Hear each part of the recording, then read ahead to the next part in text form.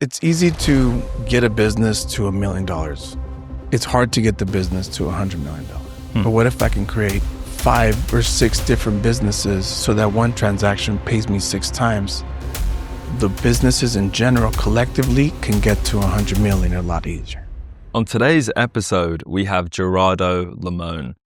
Gerardo is a familiar face. If you are inside of my community, Buckley Brokers, you will have seen his course on how he went from 0 to over 55 Airbnbs in the space of 5 years. Now, in today's podcast, what we are speaking on specifically is how he's built an ecosystem of businesses in the real estate space. So he is now, in the last couple of years, built a mortgage company, a real estate company, title, property management, you name it, he has built it. And he has done a lot of this leveraging and utilizing virtual assistants, which is what a lot of us can do. We just need to know the playbook. So without any further ado, let's jump into the episode. Most importantly, since we last talked, I got married. That's amazing. And that's probably been the biggest, most amazing thing that's happened to me. Yep. It's different. We're very blessed in the sense that we have a lot of work right now, and we're attacking it with like the most ambitious and like screw everyone, it's us against the world type attitude. Yeah. I'm not in a negative way, more in like and we're going to combat together type of way. And I love it. It's leveled everything up for me, and the glow up is real. That's the glow amazing, up is man. real, bro. How do you think that's really added to your business? Well, I've been through a couple of different relationships that had not ended very nice. And I didn't understand what was the problem. I'm like, yo, I'm doing it. I think I'm doing it right. And then it just ends up getting all messed up. Right. And then I had one of my friends give me a tip. He said, make a list of the perfect woman. The problem is that you're really good at manifesting everything in your life, but you haven't put any thought and intention into manifesting the woman of your dreams. And I'm like, okay. So I did that. I made the list, top to bottom. Everything I wanted in the perfect woman. I got to the bottom of the list and I realized, this woman doesn't want to be with me. Yeah. I got to get my stuff together. This woman is a badass woman. Like this woman is running shit. So then I went on a journey to go become the person. Then it became clear who I needed to become. I kid you not, Crystal shows up. And then when I saw her, when I talked to her, when I got to know her, right away I knew I'm getting married. She became my girlfriend within a couple months. Yeah. She became my fiance within 8 months, and we got married within 8 months. Like, it was just like that. You know what? When you know, you know. And the thing is, I think the difference there is that you know what to look for. It's like that old analogy, right? Like you think of a red car and all of a sudden you're seeing loads of red cars driving around. It's like a lot of people want that perfect relationship, but if you don't define it, you're not going to be able to know what it is and see what it You is. spend so much time on your business, of course you're going to get good results. If you don't spend no time, it's like what the other analogy they give is like GPS. Right. If I'm just driving and I don't put an address, it's not going to let me know when I got there. Yep. When it's in front, you can have the perfect person in front of you or the perfect business opportunity in front of you, but if you don't know what you're looking for, you're never going to really be able to capture it. Yeah. So, but yeah, that's been amazing. We have kids, we have a house, we live in my dream neighborhood, driving our dream cars, it's just been a dream. And in the midst of all that, we've been able to scale our Airbnb business. Okay. So I'm at 67 properties now. And we're able to launch a mortgage company, an escrow company. We're doing long-term property management also. Yep. So we're building an ecosystem. We started a team, a real estate team, Casa Limon, and we're still flipping houses. So the business ecosystem has grown, and we've used our resources and maximized them. A lot of people don't understand the resources that they have, and they try to add more resources without maximizing the resources that they currently have. Interesting. This is a good question. I haven't actually thought about this before, but I guess what you're doing is you're diversifying, right? You're moving out of just one lane and you're moving into multiple. What was it that made you want to move into multiple different areas and I guess diversify your business rather than just diving deeper into that one? It's easy to get a business to $1 million. it's hard to get the business to $100 million. But what if I can create 5 or 6 different businesses so that one transaction pays me 6 times? The businesses in general collectively can get to 100 million a lot easier. Interesting. I actually think that's funny. Like one hand feeds the other, and you're keeping it within an ecosystem. Yeah, one deal can feed, and I did that with the Airbnb business. Yep. I had I have the property management company, the cleaning company, the maintenance company, and the furnishing company. So, and then I had the flipping business. The flipping business I'm able to flip a house. Yeah. And if it's a really great deal, I feel like it's in a perfect neighborhood, then I just keep the house. Nice. Dude, that's awesome. So as far as these businesses go, right, you're having to get your mind into lots of different avenues because instead of just staying and becoming a master of one craft, you now have to master all of these. How do you delegate? Have you brought on other people in terms of like physically, you have other people within your office now who are managing the real estate division, the mortgage division? Or have you managed to, I guess, outsource it, VAs? I know you're really big into the virtual assistant piece too. That's right. Yeah. So I'm very big on virtual assistants. I have them for all my businesses. They help me run the day-to-day operations on everything.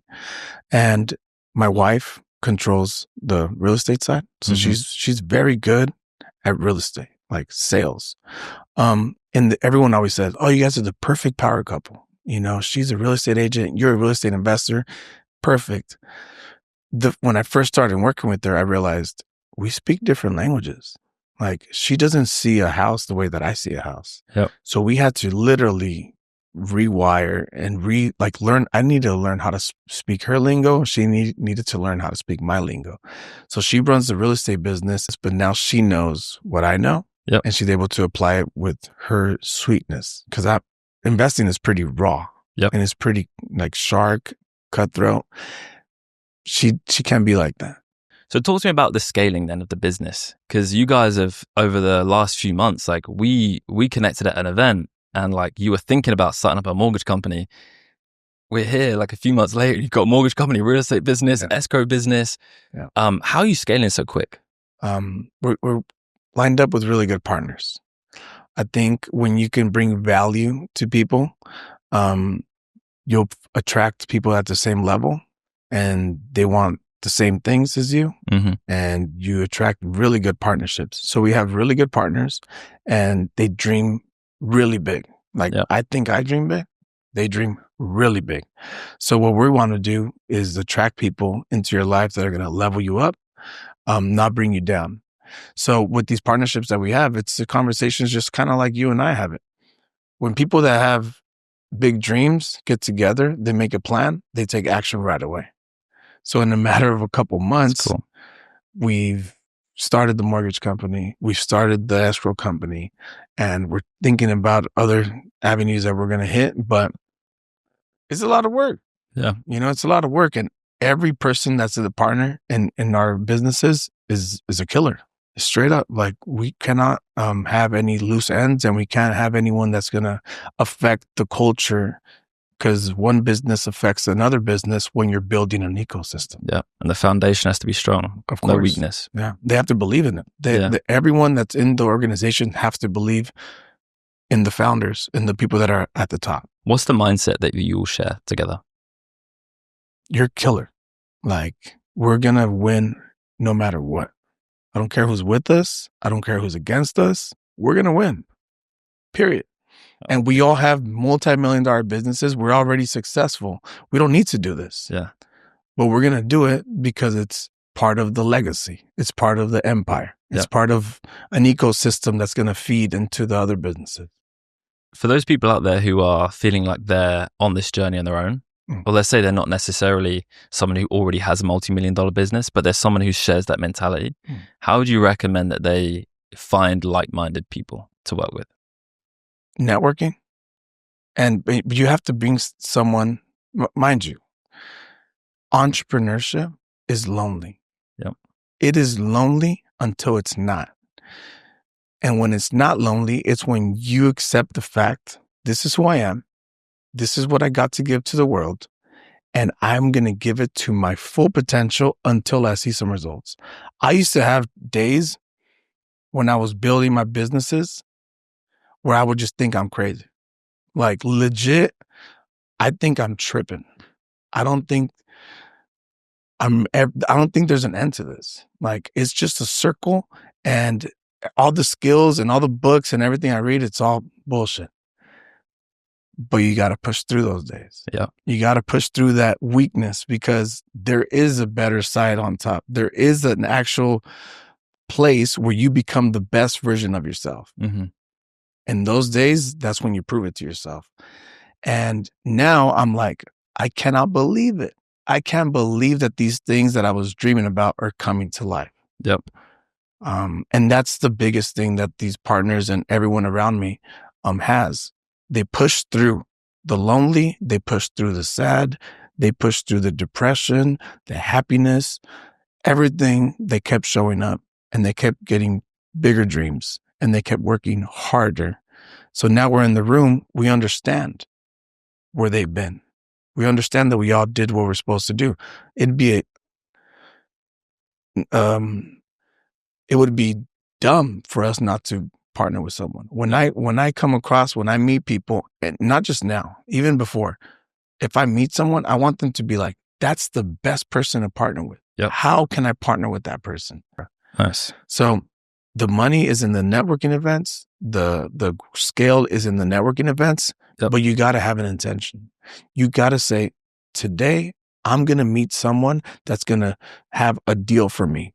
Or if I'm a contractor, I'm going to find someone that needs a contractor for their deal. Whatever you want from this networking event, you have to put it out there. And then you have to take your gloves off, show up to the networking event, talk to everyone. Because the universe will give it to you. Yep. Nobody ever takes the time to think about it, though. It's like what we talked about earlier with making the list of the perfect woman. Mm-hmm. You want to show up to the networking event knowing what you want from it. Yeah, I see that. And then you'll get it. It's crazy. It's crazy how it works. It almost seems like magic, or like something that's unbelievable. Yeah. Set the intention, release the need to have it. Yeah. Show up, and you're going to get it. Yeah. It's that simple. You'll make that beeline to whoever it is It works every time. And then you're going to be like, wow, this is insane. Yeah. I'm a magician. No, it's not you. It's the universe. It's God. Yeah. And then the more you practice that, you can start doing that with deal. I literally feel tomorrow, if I want to find a deal for a flip, I just got to wake up and say, I want to flip. Yeah. And I'll get a random call from a random person that's got this deal for me. Yeah. You're open to it. You're aligned. Yeah. You're aligned to what you want, and you believe it. Yeah. I don't believe that if I say tomorrow I want someone to give me a jet. Yeah.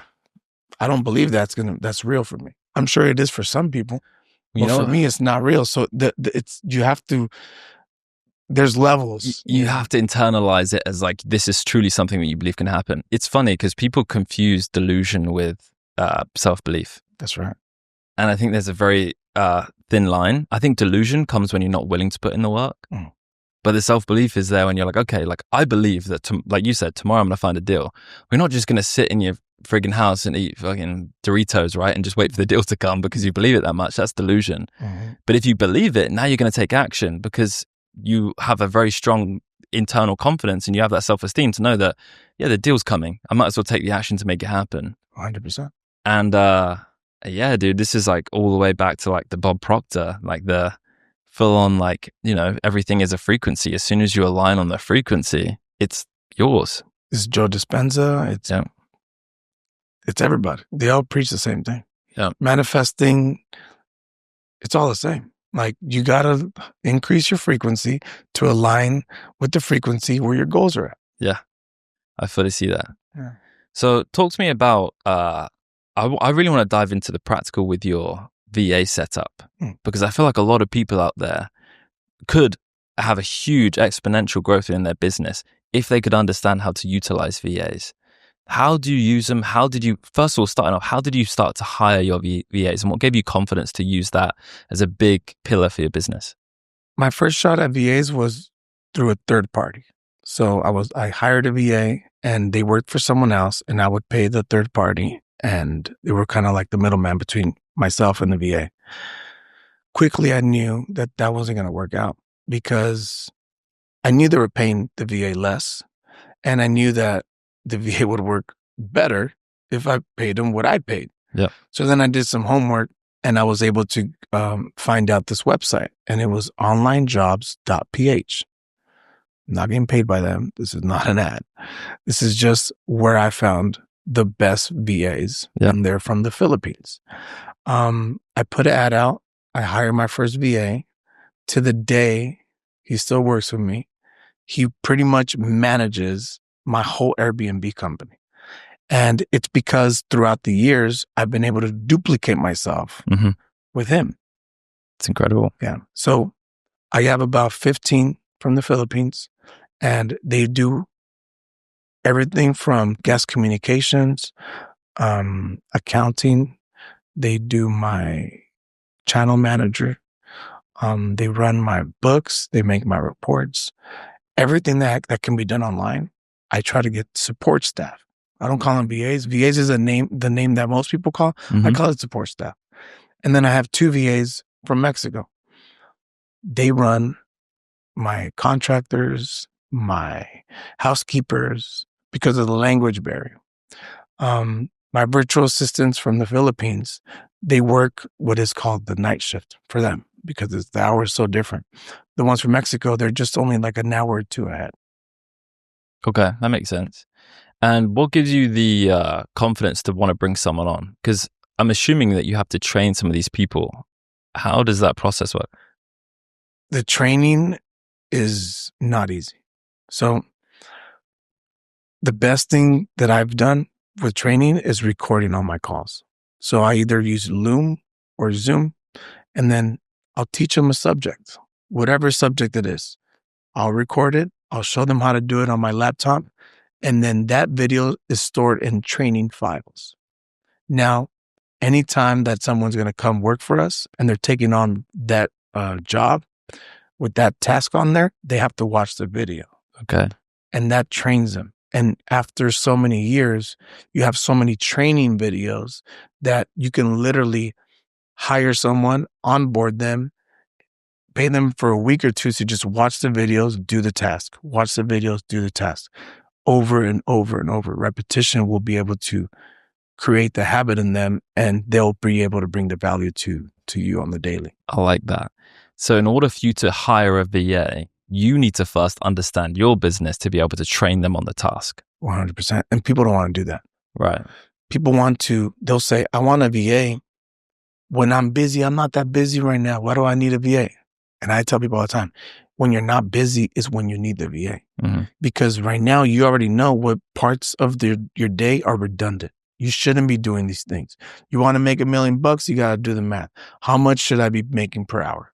Anything that's not that, offload it to either a personal assistant or a VA. Yep. So now all the tests that have to do with the VA, I told my wife, because my wife also got a VA. Think about it like this. You're going to spend an hour more than when the test will take you. So if you can do it in 10 minutes, it might take you an hour to make the training video and to train the VA. However, you just saved how many hours? Because for the rest of the next 5 years, you won't have to do that task anymore. Yep. The return is incremental. It's crazy, the return on your time, which is what we all want. But now, the way that I've done it is I have almost like an operations person.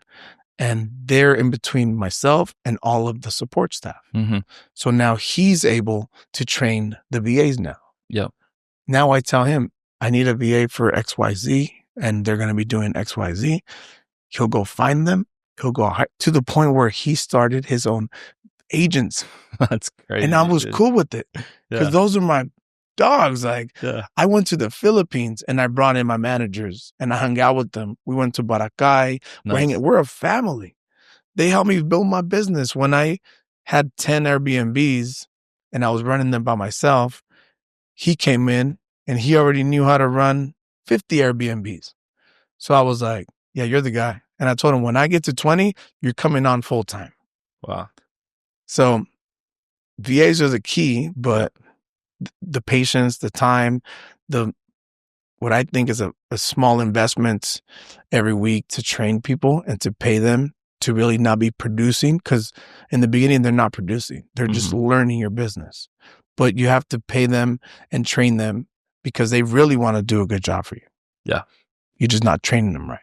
What's the typical pay for a VA? My VAs get paid between $6 and $10.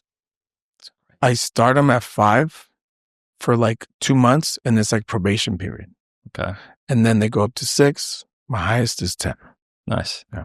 And that's, I mean, you can do the conversion, but they're making really good money. Okay. So you've found the VAs, you've trained them up. Let's say there are certain VAs who you'd like to bring in, because there are some people, right, who want to have, like, let's say someone manage their social media, but they don't actually know how to run social media accounts. That's why they're looking to outsource it.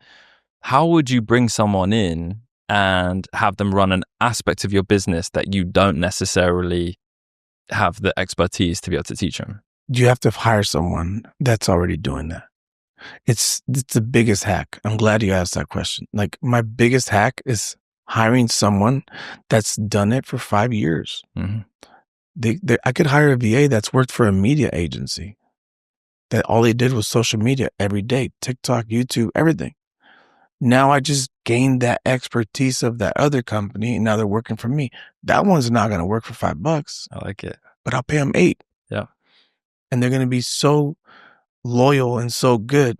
And mind you, it's not about trying to find the cheapest thing, the cheapest worker.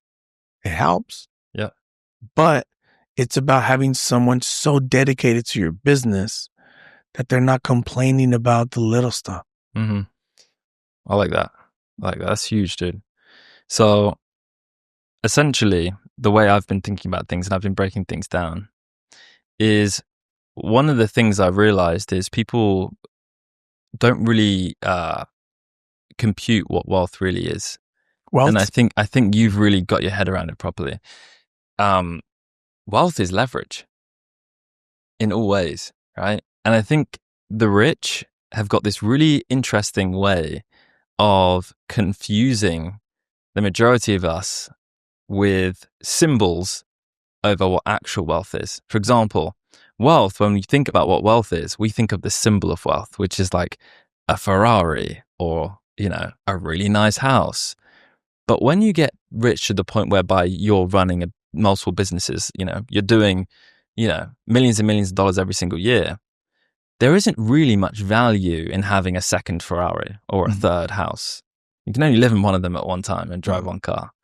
So what wealth really is to those people that are right up there is the ability to control and manage other people's time and the authority over perception.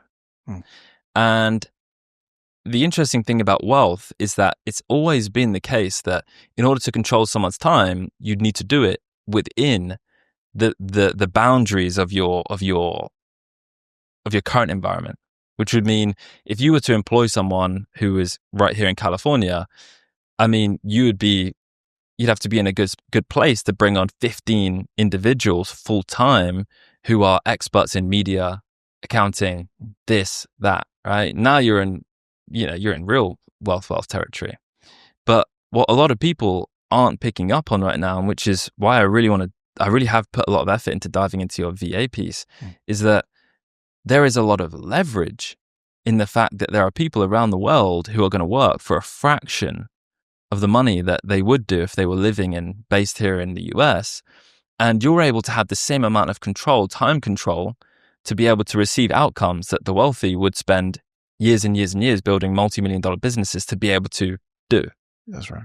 So the biggest hack, like you were mentioning, is finding a virtual assistant who's there for you, who can work hours of the day that would cost you a lot of money, and you can leverage that to build your business. It's just figuring out, how do you do it? What's the game plan? What's the main thing with business? You said it earlier, you got to delegate. Right. How do you delegate? You got to duplicate yourself. They always say, I wish there was 3 of me. I wish there was 3 of me. I would do everything. Well, you can create that duplicate version of yourself. Yeah. You just got to train someone. it's no different. Like you said, like you want to build wealth, you want to build a business, you got to go out there and duplicate yourself. Yeah. So if I want 15 of myself, would I have to create a training program so I don't have to technically create 15 of myself? If I create one, they can go watch the videos, and it's just task delegation. The more, and then it's not easy, but when you start scaling it, you have to have SOPs, you have to have protocols, you still have to have a chain of command. Yep. It's a whole thing that you got to learn as a business owner, how you want your thing run. But nobody wants to put in the time to really dictate, this is how my business is going to be run, because that means that you have to have the discipline to follow those SOPs and follow that protocol. Yeah. And people they want a business to be free. Mm-hmm. I don't want to be, I want to do whatever I want to do. Okay. Well, then stay a small business, because if you want to grow and if you want to blow up, you got to have systems, procedures, and protocols, and you have to follow the chain of command, because if you don't follow it, nobody else in your business is going to follow. Yep. Everything has to be scalable. Of course. And it's only scalable if you can track it, if you can follow, procedure, and if you can follow. Nice.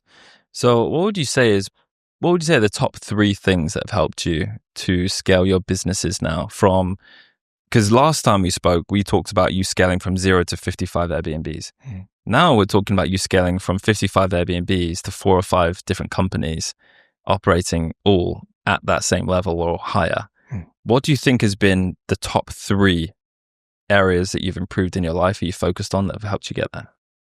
Personal development. That's the main one. The more businesses I add, the more that I do. It's only because I'm working on myself more. I know it's a random answer because you would think there's some kind of magic sauce, but really it's just I'm getting better. My mind is getting better. My discipline's getting better. My health is getting better. I'm developing the full package. And in order for me to do that, I have to wake up earlier. I have to do things a lot earlier in my day. I think the second thing after that is I've gotten very disciplined in my day-to-day routine. I have to do things in a certain way. I have to have certain meetings. I have to be able to hit my KPIs and my targets, or else the needle doesn't move on any of my businesses. And I think if I had to choose a third one,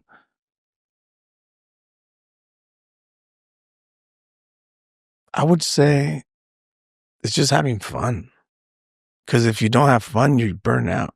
Nice. Like, I like hanging out with my business partners. Yeah. I love hanging out with my wife.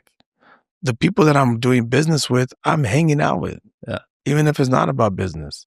Because and it'll turn into business, even if we're having some drinks or if we're at dinner, the business conversation comes up. Yep. But that's what we love. Yep. We don't want to sit there and talk about chisme or, chisme means like gossip. Yep. Yeah, I don't want to gossip. I don't want to, he said, she said this. No, we're sitting there and we're talking about things that are making us better. Whether it's health, we go to Tony Robbins events, we go to personal development events together, we go to meetings together. You want to create a circle that has all these different things. Yeah. Or else you burn out. Like, you can't just be like, I think the whole work like a horse era is done. Yeah. I don't think it's supposed to be like that. I think it's supposed to be fun. I think it's supposed to be motivating. Me and you are on the same piece, dude. Yeah. I feel like hustle culture is cool to an extent, but anything that glorifies the extremes is always going to do well on social, right? Like, you look at, I love him, but look at David Goggins, right? He's the extreme. How many people would actually want to live that lifestyle?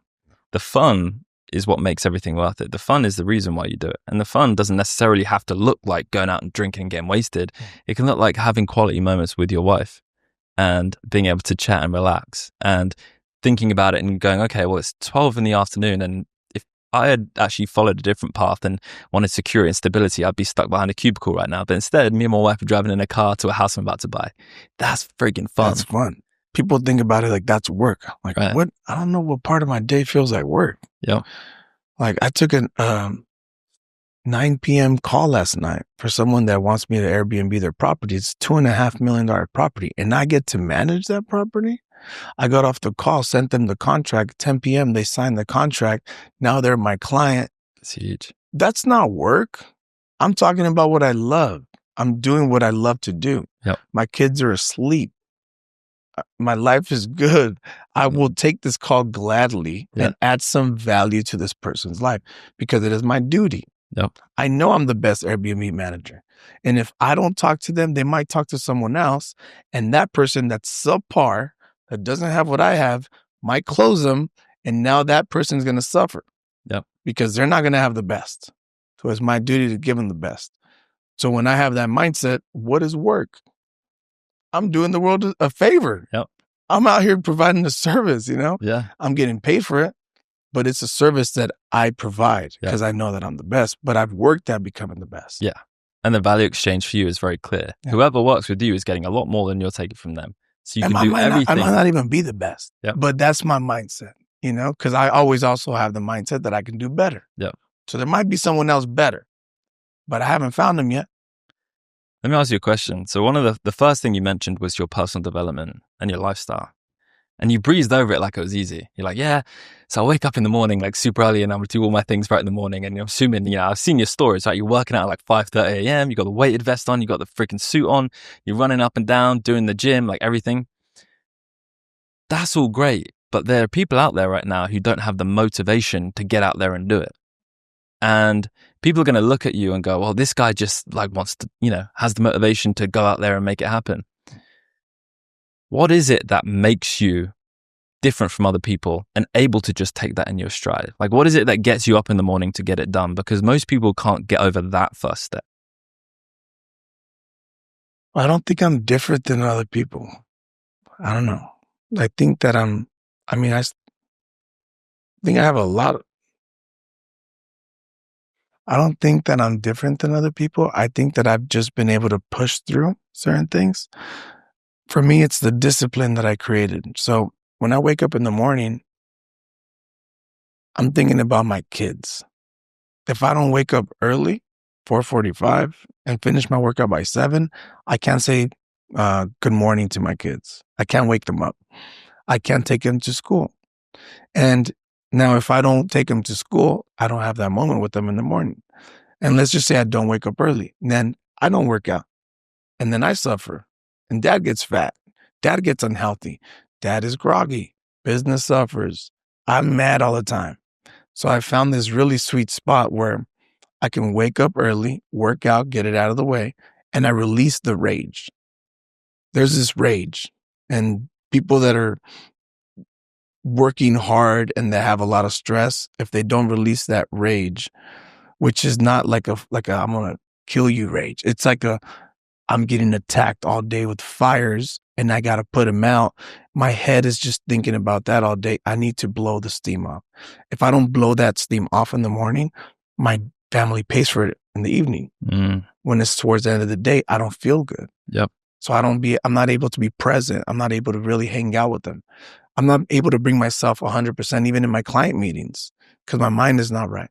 So I found this really sweet space of working out on my time, my personal me time, hanging out with my kids, being at 100% for 6 to 8 hours for my business, and then going back to my family time.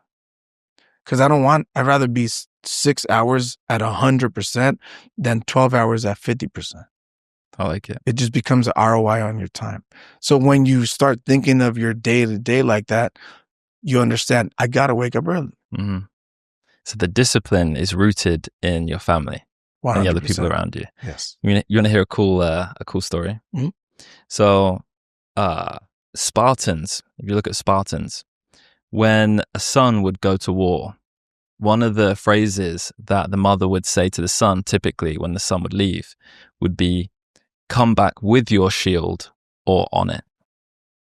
When they would go to war, they say that to their kid, right? And the son would leave for war. Now, the reason that they would say that to their kid going to war, because it sounds very extreme, right? Come back with your shield or on it, is because when the Spartans would hold up their shields, they would hold it with their left arm.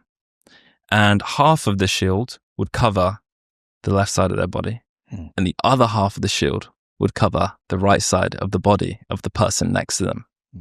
So if they drop their shield, they're going to be damaging, or they're going to put the person next to them at risk. And the mother knows that if the person next to their son drops their shield, that could also put their son at risk. So if all of the mothers think about it, right, and as they leave, as they make sure that their sons are leaving for war, if they allow their sons to realize that the discipline doesn't necessarily root from them trying to look after themselves, but looking after each other, everyone's going to be fine. 100%. That's amazing. And truthfully, like when I connected the dots on that piece, I was really understanding that discipline is 100% you focusing on being the best version of yourself for other people, for the world. Because when it comes down to it, the people that you love are going to be the people that move you to do the most extreme things, whatever it is you need to get done. Because there is nothing like the love that you would have for your kids, for your wife, for the people around you that look up to you. Yeah. And dude, I think that's amazing. And I think that's true. Anything that I've built that's good or great, it's from that. It comes from the place of love. And it could be mom, it could be dad, it could be brothers, kids, wife, partners. Like that love has to be there for me to feel the ambition and if it was up to me, I would still be probably in my apartment. Chilling, because for me, I'm a simple guy. But when you start adding all these other people and motivations, then there's no way. Like if it's not me, then who's gonna do it? That's my thought. I'm the oldest in my family. People can put excuses to become the victim. But if you put excuses to be the outcome, then you start tricking your brain into thinking, if it's not me, then who? If I don't do this, no one else will. I'm the one. I'm Neo in the Matrix. It's me. I got to go do it. Then you start tricking your brain to be like, all right, you got no choice, my boy. You got to wake up. You got to go get after it. Because if you don't, your legacy's done. You're not going to accomplish half of these things that you want to accomplish. Come on. Like, that's my thoughts in the morning. They might be a little crazy. There might be a little Spartan-like, but if I know that the flock will follow, my family will follow, and I know it because I have proof. When I owned the landscape company, what were my family? Landscapers. There were pool guys. There were concrete guys. There were people that did stuff on landscapes. When I sold my landscape company and I started doing Airbnbs, where were my family? Furnishing guys, Airbnb guys, launching everything that has to do with Airbnbs. When I started flipping houses, they started flipping houses. When I went into development, they started developing. So then it got to a point where I said, hey guys, I'm getting married. You see this table? I put all the food on this table. Everyone here knows how to hunt, doesn't know how to hunt. No one. Everyone here, I told them because this is a real conversation. I said, everyone at this table knows how to cook it, prepare it, grill it, serve it, plate it, but they don't know how to hunt. What you guys need to do is go learn how to hunt. Because when you go learn how to hunt, you can bring more food onto this table. I can't be the only hunter. My brother went, started hunting. He did 35 flips on his own the first year that he left me. Incredible. He's already ready. So people will follow, and hopefully it's your family because it's a really good feeling. But it's not always has to be your family. It could be your partners. It could be people that you're mentoring. The point is, when you teach people and you really come from a good place, they'll learn, they'll follow the leader, and then they'll be able to do it on their own. That's the biggest blessing. That's amazing. There's that quote, the teacher learns most. 100%. A lot of the time when you go to teach, you actually don't know what you're talking about. Bro, half the time you're just starting off, right? But it's important that you don't hold everything within yourself. You don't hold the secrets. Like one of the things I've always loved about just chatting with you on the phone is that if I have a question to ask, I know 100%. If I'm asking you, okay, how do I get the VAs to do this, and that? You'll tell me exactly what I need, right? Well, that's the old era. People at least in my culture, ¿por qué le voy a enseñar si luego me va a quitar el negocio? And that means, why am I going to teach you something when you're going to go and take my business? You know, like, why am I going to share the sauce with you if you're going to go and, you're not going to need me anymore? I'm going to be less by giving more. And that's gone. That mentality is a scarcity mindset. It's over with. The only thing cracking now, the only thing that really works, abundance mindset, give without expecting, and understand if I give you something and you really took some value from it, you might not ever give me anything back. However, the universe, God, is going to bless me on the back end. I don't know how. I won't even be able to correlate doing something big for someone and then getting something big from life. Yeah. Because it'll be so different, but it would be God.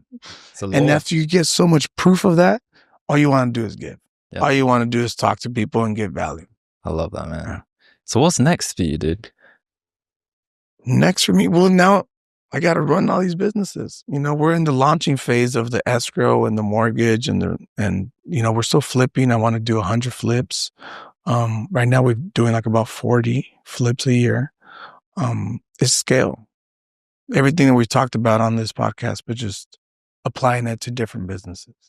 The last question I want to ask you is, now you've got to a stage whereby, and it's undoubtable, you are at a point whereby you've got all of the material things you could want, right? You have the perfect house, you've got everything set up, you've got the nice cars, the family, everything is exactly how you wanted it to be. How do you stay motivated once you've already achieved it?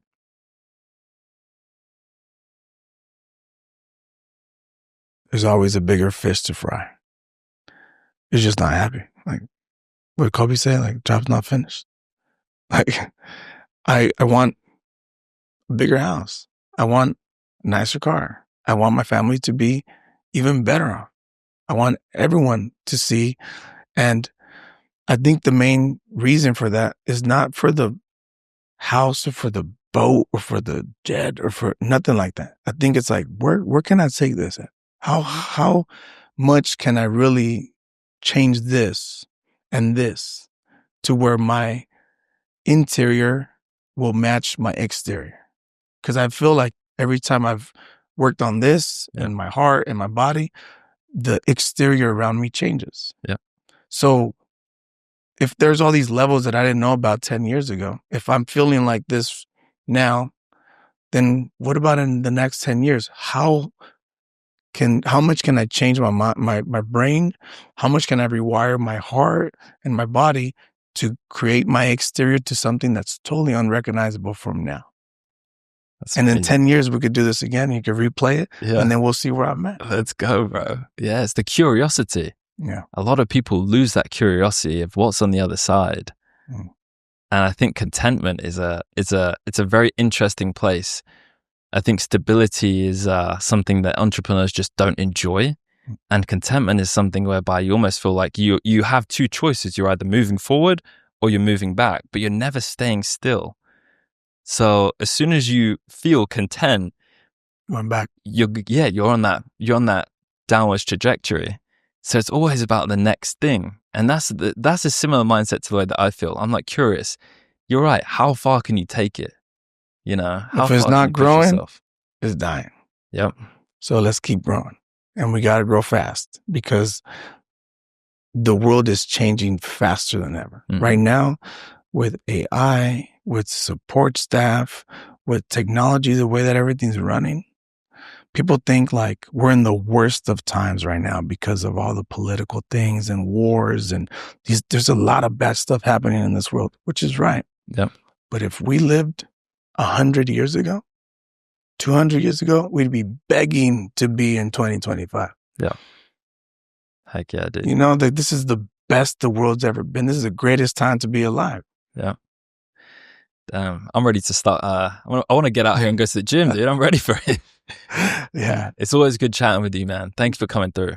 Of course. It's my pleasure. And you are always one of the guys that I love coming and talking to with because the conversations are easy. Yeah, bro. Actually, one last question. I want to finish off on this.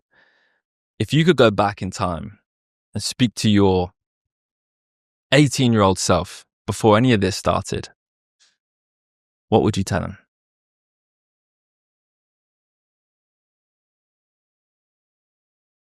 Dream bigger. Work harder.